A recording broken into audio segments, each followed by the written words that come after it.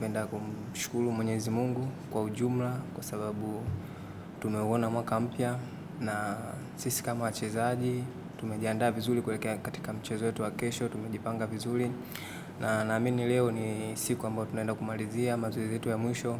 Naamini kwa mechi ya jana tumetoa sare, tumepata pointi moja.